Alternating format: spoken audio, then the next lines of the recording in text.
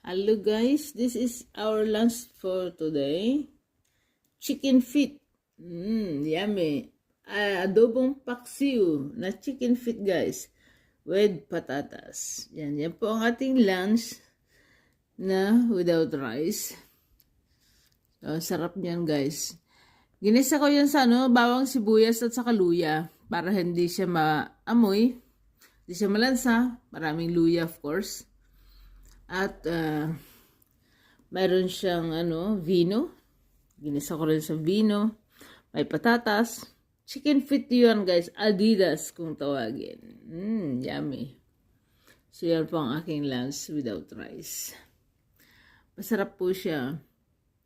Saka hindi siya malansa dahil ngayon ugasan ko yan ng vinegar, asin.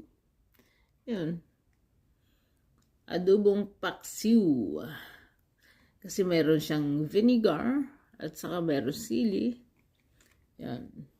Sarap guys. Yan, kain tayo guys. Kain tayo ng aking chicken feet. Adobo.